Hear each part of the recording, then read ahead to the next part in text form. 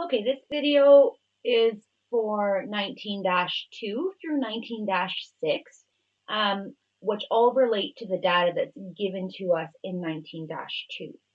So we're looking at a defined benefit plan, assets and defined benefit obligation. We're given the following data related to the benefit pension plan. There's a lot going on here. We need to start by calculating the balances of the defined benefit obligation and the pension plan assets at the end of 20x8, and then use these values to calculate the SFP net defined benefit plan element for good day at the end of 20x8. So we're going to start off by calculating our defined benefit obligation. And as with everything, we're going to start with what we know, or our beginning balance. Okay, so at the very top, we're given our balances. The defined benefit obligation at the end of 20x7 had an ending balance of $5,215,000. That is going to become our beginning balance. One thing that we need to note is whether this is a credit or a debit. So defined benefit obligation, being an obligation and a liability, is going to have a credit balance. So anything that is going to increase is going to be a credit also, where anything that is going to decrease is going to be a debit. Okay, so increase due to current service cost. Again, looking through our list, it's given to us. We see current service cost for 20x8 measured using the projected unit credit method is going to be $601,900. And again, that increases, so it's going to be a credit. Next, we need to record the increase due to interest accrued. And this is going to be based off of 5% of our beginning balance. Okay, we use 5% because that's the interest rate on a comparable long-term corporate bond at the end of 20x8. So 5,215,000 times 5% is going to give us 260,750. Again, being a credit. Next, we need to record the decrease due to new past service. So new past service cost grant in 20x8 negative because benefits were reduced and the liability has declined. So it was represented as a negative value here, meaning that it's going to be a debit. Okay. So 356,000 on the debit side. Actually, if we continue to represent this as a negative number, then we should be able to sum everything together at the end. Next, we are looking at the decrease due to change in actuarial assumptions. So actuarial gain in 20x8, negative because caused by higher anticipated future mortality rates and the liability has declined.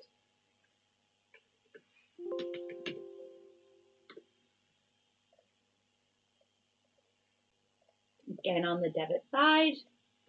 And finally, we're looking for the decrease due to the pension benefits that were actually paid to pensioners. So going through our list, second from the bottom, we have our benefits paid to pensioners from the pension fund assets at the end of 20x8, which amounted to 67,900.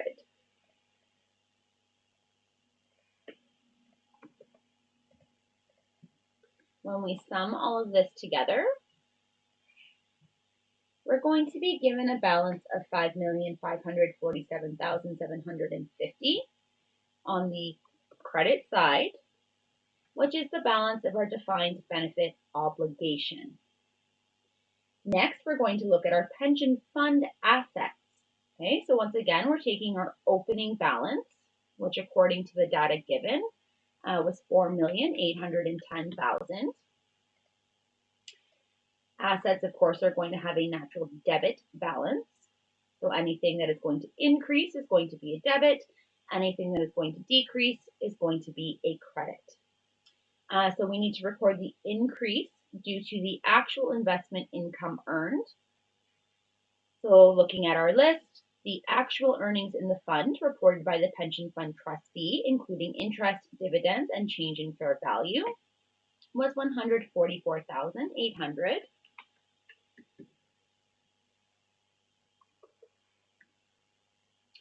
And the decrease due to pension benefits paid to pensioners, again from our list, was $67,900, represented as a negative value since it's going to decrease our asset. And we need to record the increase due to contributions during the year, which according to our list, contributions made to the pension plan assets paid at the end of 20X8 was $450,000.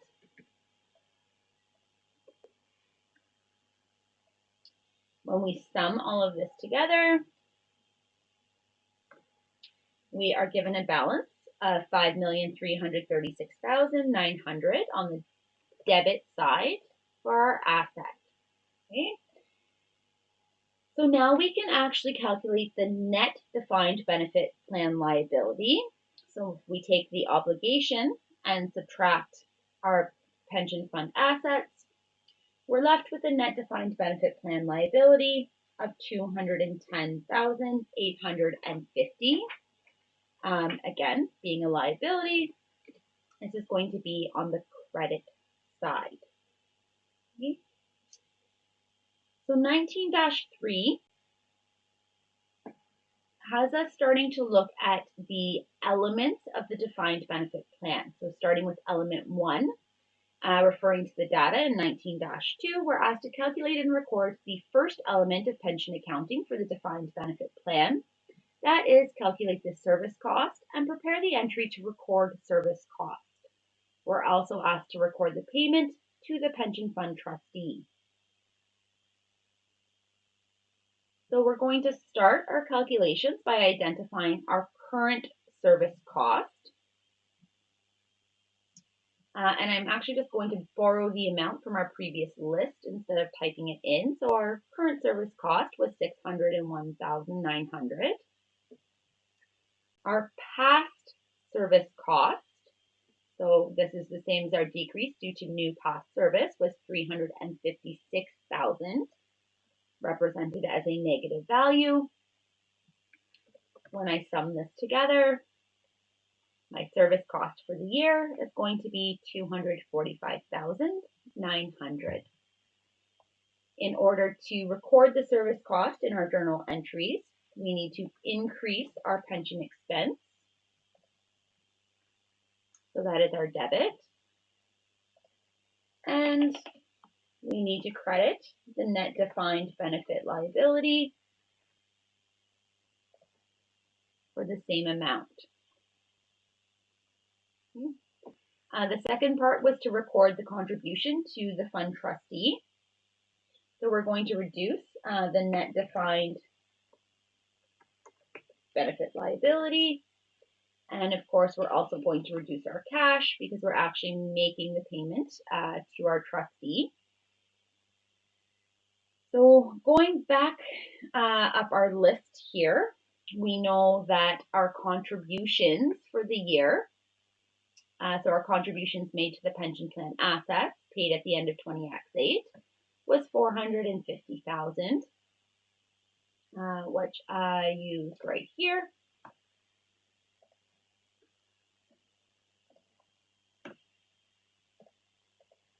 And that is our second journal entry for 19-3.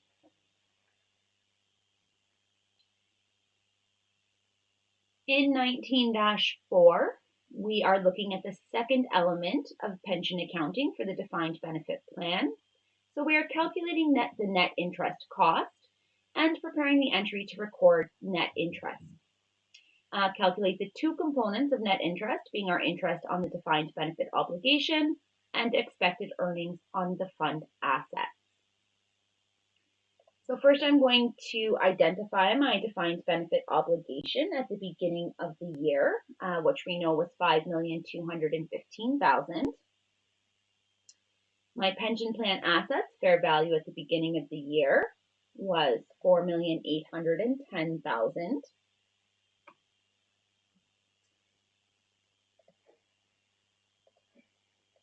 So my net defined benefit liability, the difference between the two, is going to be 405,000. The difference between the two multiplied by our interest rate of 5%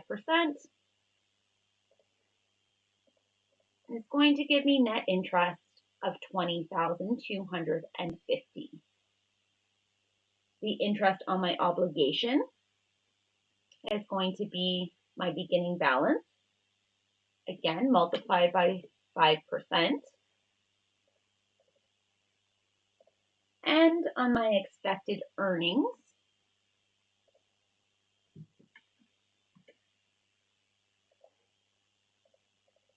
giving me a value of 240,500. And when I subtract these, we see the difference of 20,250, which is the same as the net interest that I calculated previously. It's just broken down into its two separate components. To record the interest, we need to increase our pension expense. This could also be an increase to interest expense depending on the accounting policies of the organization. And a credit to our net defined benefit liability for the same amount.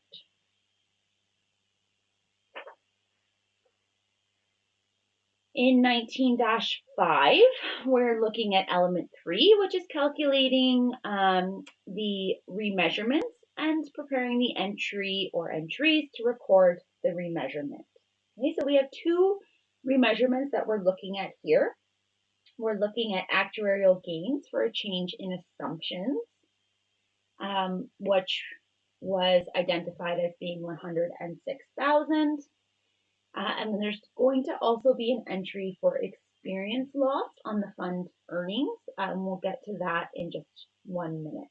Okay, so let's start off with our first journal entry, which is to record the actuarial gain due to the change in assumption, which is a debit to our net defined benefit liability. And that was for 106,000. And then a credit to our other comprehensive income relating to pension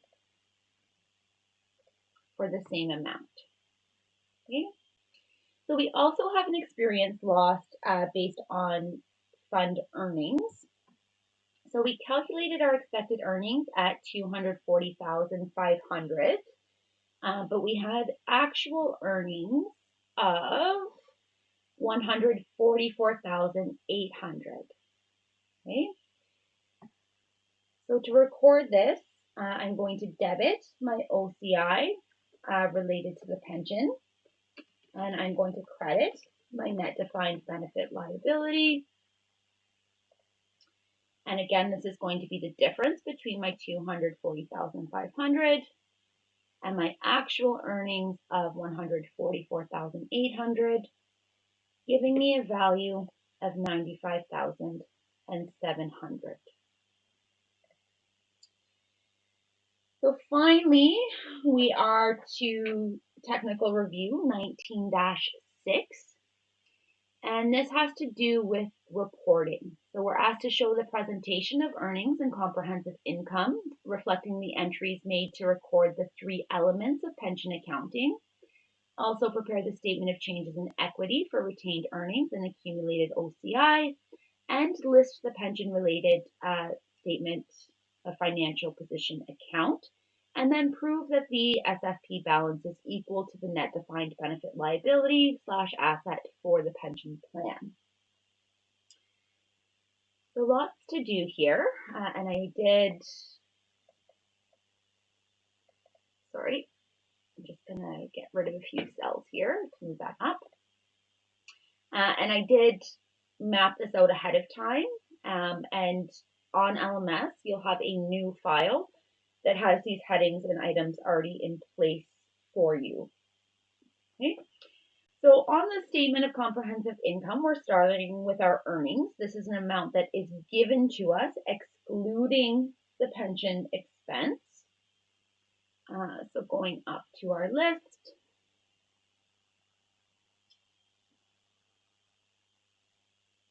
So our 28 earnings prior to any pension expense was $4,200,000, and that is a credit. So $4,200,000 is what we're starting with. We calculated pension expense. So looking back at our journal entries, we had a debit to pension expense for $245,900, as well as for the interest of $20,250, and those were both a debit.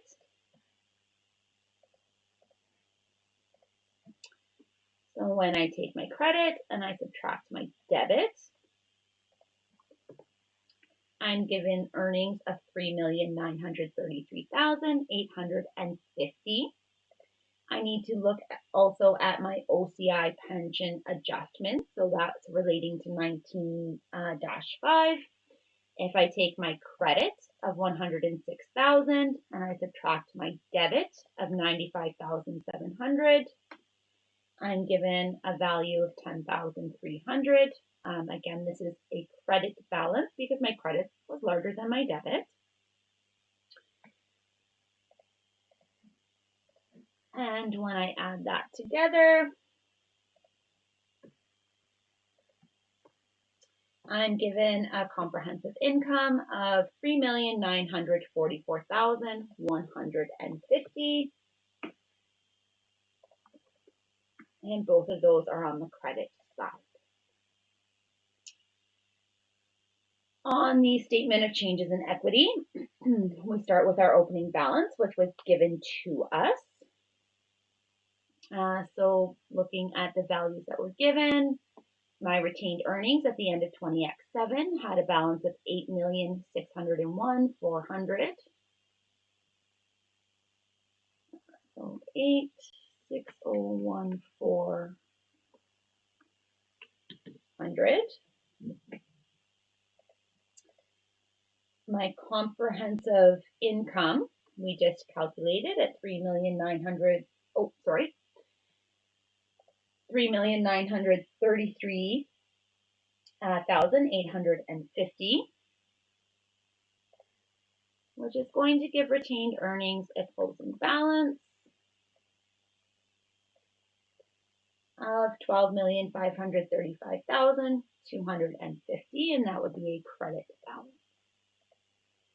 For accumulated OCI relating to pension,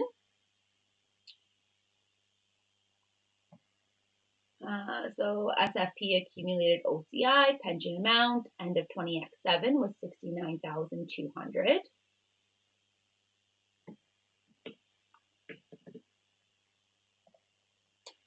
The amount for comprehensive or for pension adjustments to OCI was $10,300.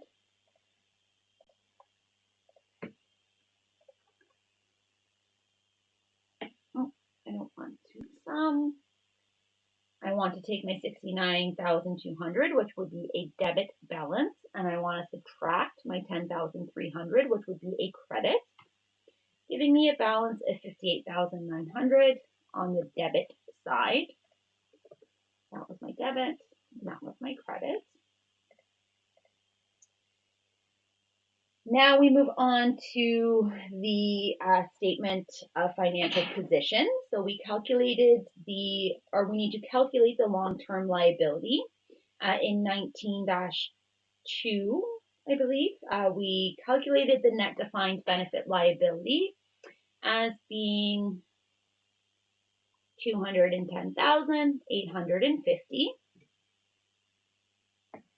which was on the credit side.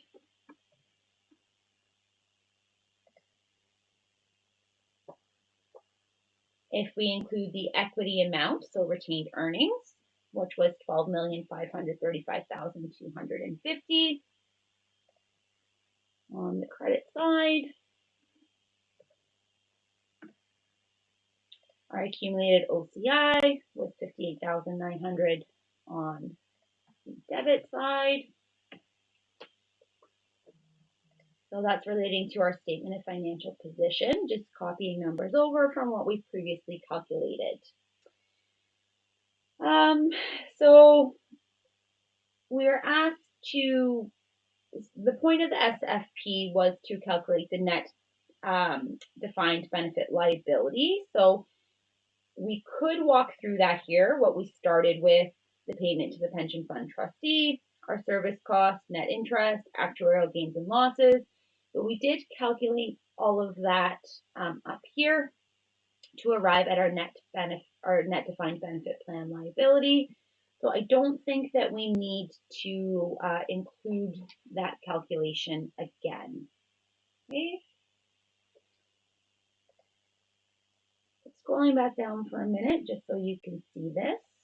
So this is the same as above. So that brings us to the end of 19-2 through 6. Once again, I'm going to end this recording and start a new one for 19-7 and 19-8.